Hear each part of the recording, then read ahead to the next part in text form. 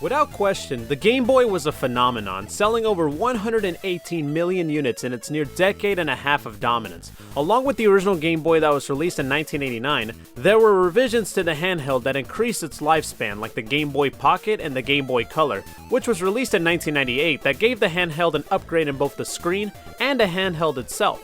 And during its entire lifespan, it brought out many games that are still being talked about to this day. Games like Tetris, Metroid 2, Link's Awakening, Super Mario Land, and even the Pokemon series.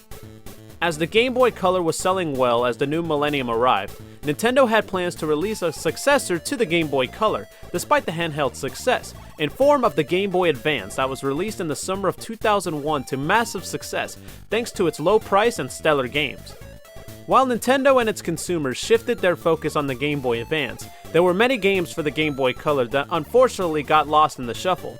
Among those games was about a half-genie who had to protect her town from pirates. Now, to celebrate the 20th anniversary of the franchise, I'll be taking a look at all 5 games of the series to reflect on how the series has evolved from a franchise that made its mark to not only the Metroidvania genre, but also to other forms of media and games.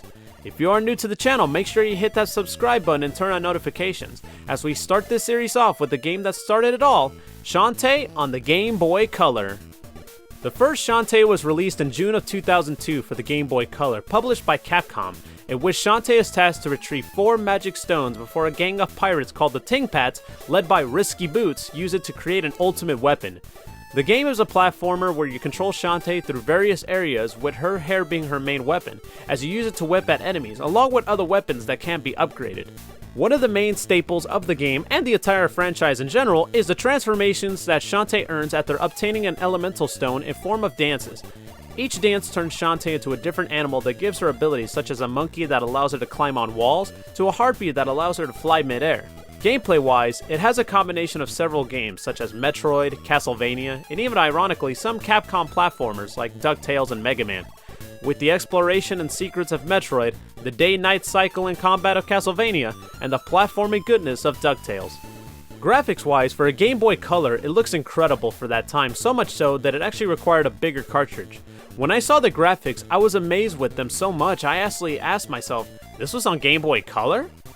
It was actually one of the only games that can be enhanced when playing on a Game Boy Advance, which added more colors to the game. The music had a great score, especially for a Game Boy Color game, and some tracks have since become staples of the series. Like with most games that came out on Game Boy Color, this game had issues which was unfortunate due to the hardware limits.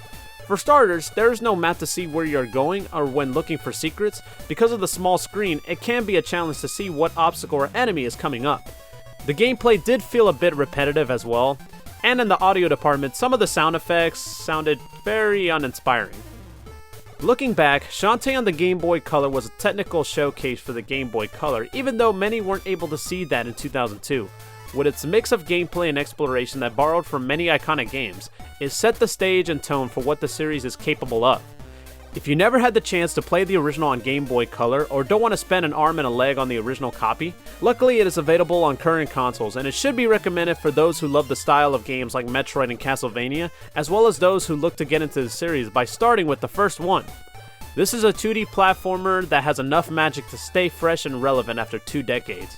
Thank you for watching this video, and stay tuned for the next part of the series, where I discuss the next entry of the franchise, Shantae: Risky's Revenge.